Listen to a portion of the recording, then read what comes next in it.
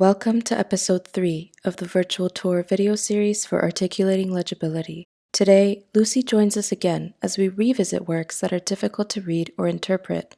First, she'll discuss what makes these works illegible and how they can benefit us as viewers. Then, we'll take a look at some examples. I think illegibility is contextual and also varies viewer to viewer. Someone who's really familiar with particular styles of art and someone who's new to looking at art will see things in really different ways, creating a range of responses which I hope our visitors can engage with and enjoy in this exhibition. There's a really rich variety of formal techniques, but something which we might think of as causing illegibility, such as the layering of planes in the Hofstetter work, could actually be understood as helping to tell us more about how the artist sees this landscape.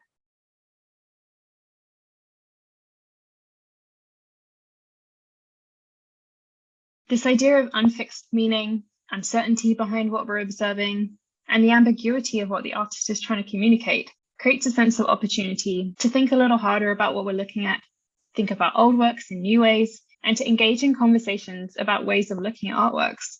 With questions of completeness, the viewers are free to complete the works in their own minds without particular influence from the artist. And in this way, I think the work can take on infinite final forms in the minds of its viewers, becoming many things that the artists themselves had likely not imagined.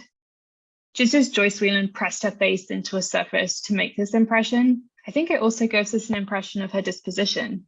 There's a sense of playfulness and intrigue, and we have to do a little bit of work to make out her features: the forehead, nose, cheeks, mouth, fingertips. It helps us to make some assumptions about her physical form, but also about her personality. Wieland's taken quite an alternative look at the human form here, considering that traditionally, Western art history has favoured interpretations of the female form which use a lens of objectification. Wieland's control of the creative process and her agency are really apparent through this work. And whereas it might not capture a very accurate physical likeness, her nature and character are highly legible through this work. Whereas the human figure has historically been one of art's most common subjects, Bachinski's managed to disrupt assumptions of form by shifting his figure between visual planes. The definition of the thigh makes it almost tangible, whereas the left shoulder is just suggested, and we have to complete it in our own minds. He's presented this figure simultaneously as permanent and transient. There's also contrast between these physical objects in the foreground and the grey space in the distance. It's like our attention is drifting between present reality and this ill-defined space within our own minds. The unfixed nature of this image invites us to explore the idea of presence and the relationship between physical and imagined spaces. This artwork looks like a single landscape that's been split into 3 parts. But when we look more closely, we can see there's layering and repetition of form, which creates this composite image.